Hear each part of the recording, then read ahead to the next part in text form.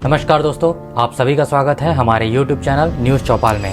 अजीत पवार अंकुट के नेता बाबा सिद्दीकी की हत्या कर दी गई है, लेकिन अब इस हत्याकांड के पीछे एक बड़ा खुलासा हुआ है। इस हत्याकांड ने एक और नया मोड़ ले लिया है और अब सामने आया है कि लॉरेंस बिश्नोई गैंग ने इस हत्याकांड की पूरी जिम्मेदारी ली है। ऐसा एक सोशल मीडिया पोस्ट के द्वारा सामने आया है। आज हम आपको इस वीडियो में उस सोशल मीडिया पोस्ट के बारे में बताएंगे और उससे पहले बताएंगे कि इस पूरे हत्याकांड में जो 3 आरोपी हैं वह कौन है। बाबा सिद्दीकी हत्याकांड में अभी तक 3 लोगों को मुख्य आरोपी बताया गया है, जिसमें से 2 लोगों को हत्याकांड की रात में ही पकड़ लिया गया था।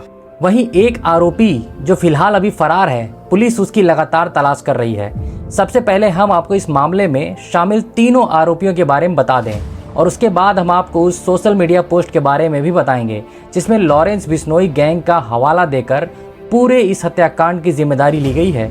आप यहां पर देख सकते हैं कि आपको स्क्रीन पर 3 लड़के नजर आ रहे हैं, जिसमें पहला शख्स का नाम गुरमेल बलजीत सिंह है और इसकी उम्र 23 साल है। यह हरियाणा का रहने वाला है।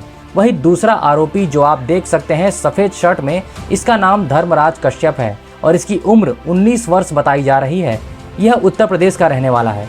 वहीं जो तीसरा आरोपी आप देख रहे हैं, इसका नाम शिव कुमार बताया जा रहा है और यह भी उत्तर प्रदेश का ही रहने वाला है और यह पिछले 5-6 सालों से पुणे में एक स्क्रैप व्यापारी के यहाँ पर काम कर रहा है। इसके साथ ही यह भी बताया जा रहा है कि यह एक तरह से कॉन्ट्रैक्ट किलिंग है। महाराष्ट्र के कुछ पुलिस अधिकारियों ने मीडिया को यह सूचना दी है और अभी तक जो खबरें सामने आई हैं उसमें यह दावा किया जा रहा है कि मात्र 50,000 रुपये में इन्हें यह कॉन्ट्रैक्ट दिया गया था। इसके साथ ही इसमें जो मास्टरमाइंड शिव कुमार है वह अभी भी फरार है। अब हम आपको सोशल मीडिया पोस्ट के बारे में बताने वाले हैं, जिसमें दावा किया जा रहा है कि इस पूरे हत्याकांड की जिम्मेदारी बिश्नोई गैंग द्वारा ली गई है। इस पोस्ट को शेयर करने वाले अकाउंट का नाम शुभलंकर महाराष्ट्र है। इसके साथ इसमें हिंदी में पोस्ट लिखी गई है। इस पोस्ट के अंदर आप देख सकते हैं कि इस पोस्ट को लॉरेंस बिश्नोई गैंग को हैशटैग किया गया है, साथ में उनके ग्रुप को भी हैशटैग किया गया है। इसमें लिखा गया है कि सलमान खान, हम यह जंग नहीं चाहते थे, पर तुमने हमारे भाई का नुकसान करवाया। आज जो बाबा सिद्दीकी के शराफत के पुल बांध रहे हो, वह एक समय पर दाऊद के साथ में मैकोका एक्ट में था। वही उसको मारने का कारण दाऊद और बॉलीवुड प्रॉपर्टी लिंकिंग से जुड़ना था। वहीं लिखा गया है कि हमारी किसी से दुश्मनी नहीं है, लेकिन जो भी सलमान खान और दाऊद गैंग की मदद करेगा, अपना अपना हिसाब लगा कर रखना। हमारे किसी भी भाई को कोई भी मरवाएगा तो हम उसके बाद प्रतिक्रिया जरूर देंगे। इस पोस्ट में अनुस्थापन का भी नाम बताया गया है। दरअसल बता दें कि लॉरेंस बिश्नोई गैंग ने 14 अप्रैल को 2 लोगों ने सलमान खान के घर गैलेक्सी अपार्टमेंट पर फायरिंग की थी और वहां पर जो फायरिंग हुई थी उसमें गोलियों के निशान भी मिले थे। वहीं उस फायरिंग की जिम्मेदारी भी लॉरेंस बिश्नोई गैंग ने ही ली थी। इस मामले में मुंबई क्राइम ब्रांच ने 25 अप्रैल को 32 साल के अनुस्थापन को और सुभाष चंदन, जिसकी उम्र 37 साल है, इन दोनों को पंजाब से पकड़ा था। उनका नाम भी इस पोस्ट में शेयर किया गया है, क्योंकि इस घटना के लिए इन दोनों ने ही हथियार मुहैया करवाए थे। ऐसा मुंबई क्राइम ब्रांच में दावा किया गया था।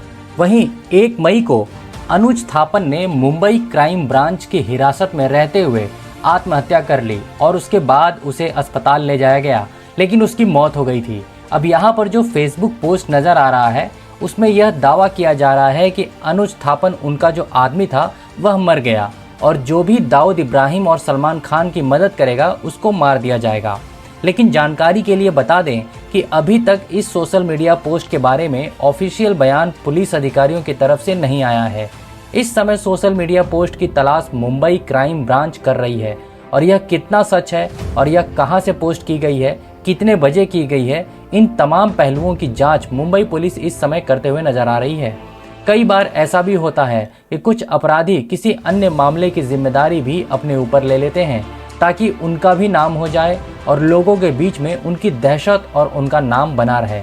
हालांकि पिछले 2 मामले जिसमें सलमान खान के घर पर जो फायरिंग हुई थी, उसमें लॉरेंस बिश्नोई गैंग ने जिम्मेदारी ली थी और वह सच भी था। वहीं इस पोस्ट में जिस तरीके से अनुज का नाम का जिक्र करते हुए सलमान खान और दाऊद को टारगेट किया गया है, इससे पहली नज़र में ही यही लग रहा है कि लॉरेंस बिश्नोई गैंग का ही इस पूरे मामले में हाथ हो सकता है, क्योंकि इसके पहले जब हत्या की खबर आई थी तभी से कहा जा रहा था कि इस पूरे हत्याकांड में लॉरेंस बिश्नोई गैंग का भी हाथ हो सकता है। अब इस पूरे मामले में दिल्ली पुलिस इस हत्याकांड की जांच के लिए स्पेशल टीम मुंबई भेज रही है। साथ ही दिल्ली पुलिस के सुपर स्पेशल सेल के मुखिया का कहना है इस पूरे मामले में एक संदिग्ध गैंगस्टर की भूमिका भी हो सकती है। इसमें तीसरा आरोपी जो हमने आपको बताया है, इस समय उसकी तलाश की जा रही है और इस सोशल मीडिया पोस्ट की वजह से मामले का पूरा एंगल बदल गया है और अब लोगों का फोकस पूरा लॉरेंस बिश्नोई गैंग की तरफ हो गया है। वहीं यह भी कहा जा रहा है कि यह एक कॉन्ट्रैक्ट किलिंग है और मात्र 50,000 रुपए में देकर करवाई गई है। इसके साथ सोशल मीडिया पर यह भी दावा किया जा रहा है कि इन तीनों को यह भी नहीं पता था कि आखिर बाबा सिद्दीकी कौन है और क्या करते हैं। उन्हें सिर्फ एक फोटो दिया गया और उन्होंने उनका काम कर दिया। इस तरीके से इस हत्याकांड को यहाँ पर अंजाम दिया गया है। वहीं इस पूरे मामले में एक और बड़ी अपडेट यह भी आ रही है कि इस पूरे मामले में कुल 4 लोग शामिल थे, जिसमें से हमने आपको 3 लोगों का नाम शुरुआत में बता दिए हैं। इसके साथ ही इसमें एक और नाम सामने आ रहा है जो कि इन तीनों के साथ में बैकअप में रहते हुए काम कर रहा था, जो कि घटना स्थल पर मौजूद नहीं था, लेकिन इस हत्याकांड की पूरी प्लानिंग करने में और इस हत्याकांड के पीछे रेकी करने में शामिल जरूर था। यह भी बताया जा रहा है कि 2 सितंबर से यह लोग कुर्ला में एक किराए का घर लेकर रह रहे थे, जिसकी कीमत लगभग 14 से 15,000 रुपये बताई गई है। वहीं अब तक देखें तो 2 सितंबर से लेकर 12 अक्टूबर के बीच में इस पूरे घटनाक्रम को अंजाम दिया गया है। ऐसे में कुल 40 दिनों से यह लोग बाबा सिद्दीकी की रेकी कर रहे थे। वहीं चारों को 50,000 रुपये उनकी हत्या करने के लिए दिए गए थे। इस तरह से कुल 2 लाख रुपए में यह पूरी कॉन्ट्रैक्ट किलिंग दी गई थी, ऐसा मीडिया रिपोर्ट में दावा इस समय किया जा रहा है। मीडिया रिपोर्ट में यह भी बताया जा रहा है कि यह तीनों व्यक्ति पहले से एक दूसरे को नहीं जानते थे, लेकिन कुछ समय पहले यह एक दूसरे के संपर्क में आए थे। यह तीनों पंजाब की एक जेल में मिले थे, जहां पर लॉरेंस बिश्नोई गैंग का एक मेंबर भी पहले से मौजूद था, जहां पर यह तीनों संपर्क में आए और उसके बाद उन्होंने कॉन्ट्रैक्ट किलिंग के इन्हें पैसे दिए थे और इस हत्याकांड को उन्होंने पूरा अंजाम दिया था। इस समय धर्मराज और गुरमेल को 13 अक्टूबर को कोर्ट में पेश किया गया था, जहां धर्मराज ने कोर्ट से कहा था कि वो नाबालिग है। बोन टेस्ट में उसका ये दावा खारिज हो गया। वहीं गुरमेल के अलावा प्रवीण लोनकर को पुलिस रिमांड पर भी भेज दिया गया है।